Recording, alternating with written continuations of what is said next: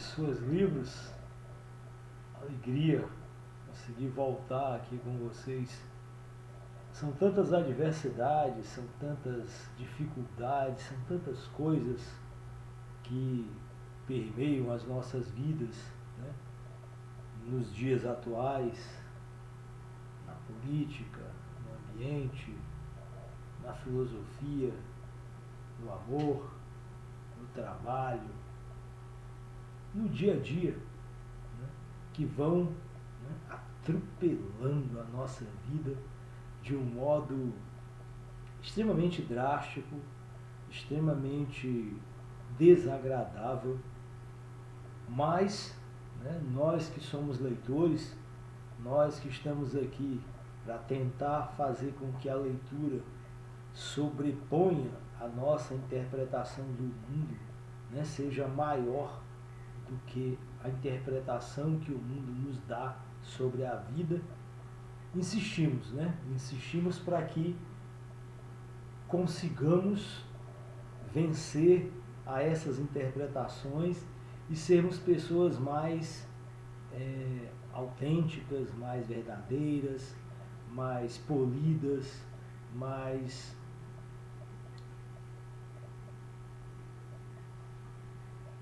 incentivadoras daquilo que pode vir a ser um mundo melhor. Para não cairmos no caos, né? Para não acreditarmos que nós já estamos no início do fim de tudo. E eu queria falar isso para vocês nesse início, que nós voltamos no porquê filosofar, né? Nós filosofamos para impedir, né? Para impedir esse apagamento do mundo. E aí eu já quero começar, para não me alongar demais com vocês, nessa página que hoje nós vamos nos concentrar no livro Por que Filosofar, do Jean-François Lyotard, como vocês viram na capa. Nós anteriormente vimos que a questão da troca que o Alcibíades queria fazer com Sócrates não funcionou, né? O amor entre os dois permaneceu, aconteceu, perdurou, mas a sabedoria, vai dizer o Lyotard, para Sócrates, a neutralização da lógica de Alcibíades é o único objetivo buscado, porque essa neutralização, se bem sucedida, significaria que Alcibíades teria entendido que a sabedoria não é objeto de uma troca. Não porque seja muito precisa para se poder encontrar uma contrapartida para ela, mas porque ela jamais está certa de si. Sempre perdida, sempre a ser buscada. Outra vez, presença de uma ausência, e especialmente porque ela é propriamente consciência da troca. Troca consciente, consciência de que não há objeto, mas apenas troca. Sócrates busca provocar essa reflexão, suspendendo a lógica de Alcibíades, que admite a sabedoria como um haver, como uma coisa, uma res. A lógica reificante de Alcibíades e também dos atenienses. Ora, a sabedoria não pode ser trocada, né? Deixa aí bem claro o Lyotard, né, para nós aqui. E ela não pode ser trocada porque a sabedoria, num outro momento em que eu tentei conversar com vocês aqui e acabei não indo em frente, eu imaginei a lógica do cachorro que percorre o seu próprio rabo, né? Que tenta alcançar o seu próprio rabo por uma questão fisiológica. Agora, imaginemos a lógica de alguém que entra num...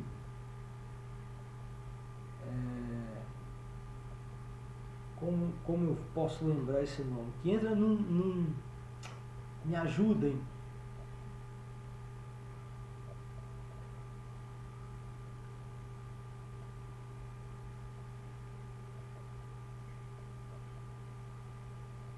estou tentando lembrar,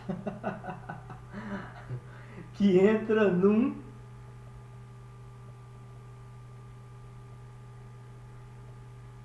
Meu Deus, me ajudem.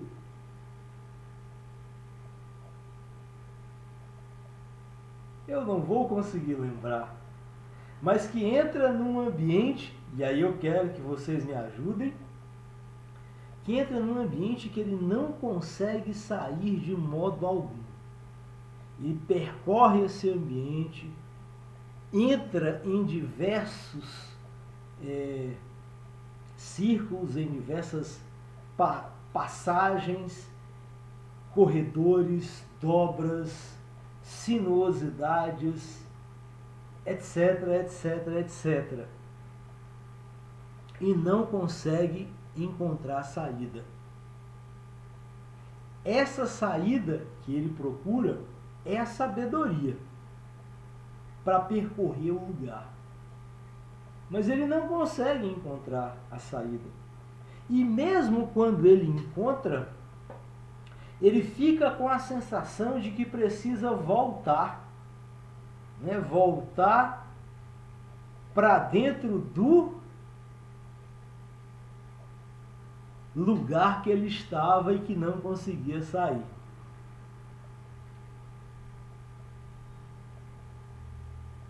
Porque a sabedoria é isso, né? É isso que nos fascina, é isso que nos encanta, é isso que nos provoca a continuar buscando. E o que é que nós estamos buscando dentro desse ambiente? Esse ambiente que eu não consigo lembrar o nome, me ajudem. Labirinto. A sabedoria é um labirinto. Que por mais que nós achamos que encontramos a saída, nós desejamos continuar procurando.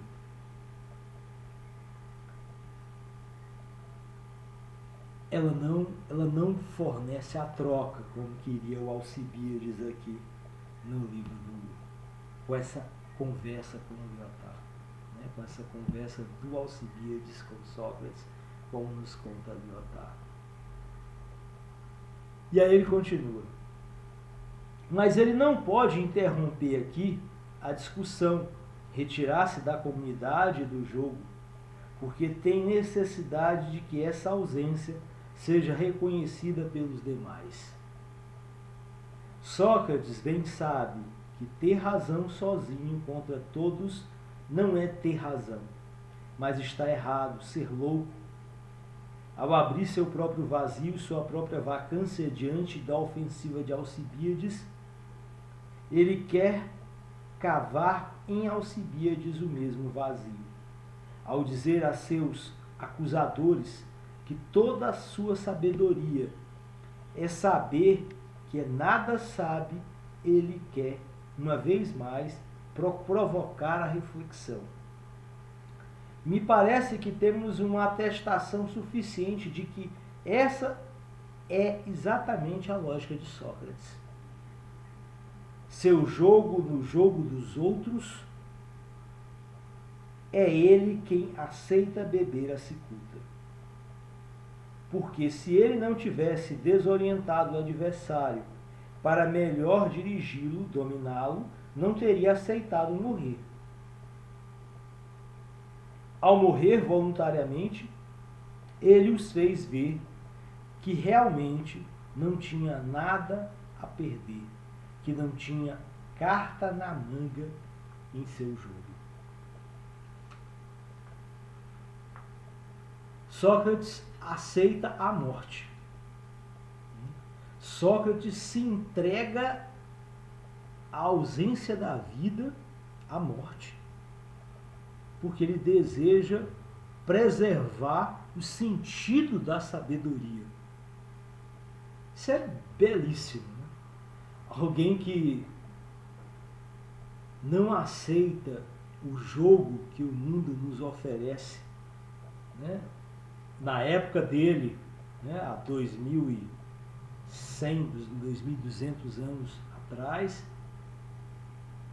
a época que veio, né, contornando a nossa história cronológica, né, a Idade Antiga, a Idade Média, a Idade Moderna, a Idade Contemporânea, os nossos dias de hoje, né, esse mundo pós-moderno, esse mundo pós-contemporâneo, né, em que a sabedoria está sendo abandonada, né, veio sendo abandonada, e hoje, né, escancara-se essa perda da sabedoria, esse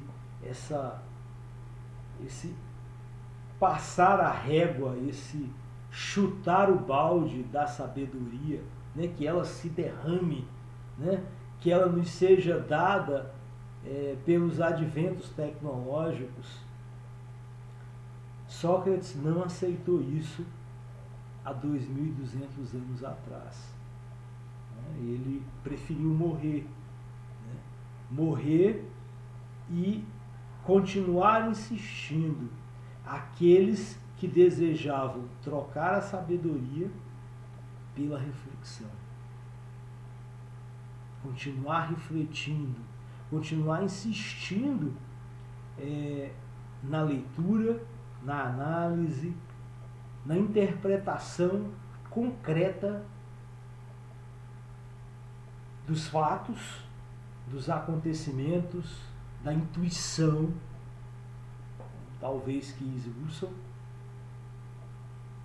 continuar acreditando que era possível refletir para se chegar à sabedoria. E quando se chegasse a ela, já se saberia que ela não era a sabedoria efetiva. Não há sabedoria efetiva. A sabedoria é algo que se transforma paulatinamente, dia após dia. Isso é o que acreditava Sócrates e por isso ele se deu à morte. Alcibíades não conseguiu entender isso. E os atenienses também, como disse o Lyotard. E nós, no mundo hoje, passado todos esses anos, todas essas centenas de anos, esses milhares, né? Podemos dizer, né, 2.000 anos, milhares de anos, também não entendemos isso. Estamos aceitando as transformações de desentendimento das línguas, desentendimento das escritas, desentendimento das leituras, desentendimentos do convívio humano em prol da não sabedoria. A página nos leva a pensar sobre isso. Eu encerro por aqui, pensem nisso. Lamento muito, profundamente, não ter sequenciado do modo que eu queria essa leitura, mas estou aqui, né, tentando insistir nessa busca de uma sabedoria que nos aponta aqui o Lyotard, Jean-François Lyotard, em Por que Filosofar. Forte abraço a todas e a todos. Curtam, inscrevam-se, compartilhem, né? Essa é o grande pedido dos canais por aí, mas principalmente leiam, né? Leiam com afinco essa busca que nós precisamos tanto ter nas nossas vidas. Bom sábado, bom fim de sábado, excelente domingo. Logo, logo estou com vocês novamente. Tchau, pessoas livres!